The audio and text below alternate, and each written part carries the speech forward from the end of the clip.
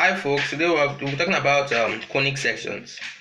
Now conic sections, they are basically the shapes that are formed when you cut a part of a cone. And this is a cone basically. So we have a cone here rather. So this is the cone. Then when you cut a plane, when you cut in a plane that is parallel to the base, you get a circle. When you cut in a plane that is at an angle to the base, you get an ellipse. Then when you cut in along a plane that is parallel to one of the sloping sides, you get a parabola.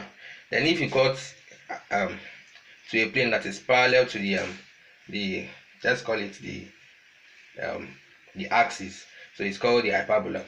So basically this is just one of the cones that are used to describe these shapes. We have what is known as a double cone. Basically you have a cone at the bottom and then you have the line passing through the two. So that's why when you have a hyperbola, you will see two shapes. So because that's a double cone. But parabolas, ellipses, and circles, they are just single lines, or rather curves. Let's call them curves. Now this is a cylinder. This is a cone. So you can see the difference. A cone has a triangular height. A cylinder has a rectangular height. So that is how you see it when you look at it in terms of the cross section. It has a rectangular cross section as the height, triangular cross section as the height.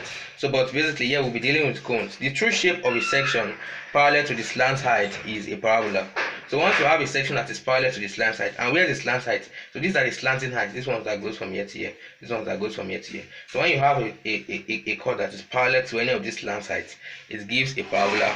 Then we also have the true shape of a section parallel to the axis. So this is the axis. This one that runs from the apex to the center. So that is the hyperbola. So that is how it's formed. Then we also have the ellipse. So when you have a section that is inclined to the axis, so it's inclined to the axis and cutting both sides. So this is an ellipse. An ellipse looks like a distorted circle. So it's kind of like the let's call it a kind of dimension of the circle. When you are trying to look at the circle from one oblique side, so you get an ellipse. So this ellipse is also demonstrated when we talk about isometric drawing. So when you are drawing a circle in isometric drawing, you would see it appearing as an ellipse. Why? Because you are viewing from an angle of 30 degrees. So we'll talk about that in a subsequent episode of this course. But basically, we also have the circle which is very familiar to most of us. It is because when you cut parallel to the at right angles to the axis. So you can also say parallel to the base of the double cone.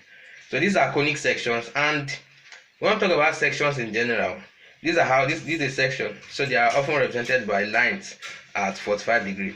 So this is a section, and this section is showing that you are cutting through a material, a solid material. So in technical drawing, we are often dealing with solids and all these objects that they have all these let's call it technical properties. So like the buildings and your machines. So they have their technical properties and uses. Then we have a rectangular prism, which is slice top. So when you have a rectangular prism, and the last episode we talked about prisms. So in this case, this rectangular prism, it basically has a rectangular base and it has a parallel height. So when you cut at an angle, you will get the shape of the top. So this is how it will look. So the true shape of a section, all you need to do is you draw lines perpendicular to the sections, and then at any point draw line 1 parallel to the section, and then mark the true width of the section from the plan. So the width of this true shape is actually the width of the plan, because this true shape is also it also agrees with the height of the plan.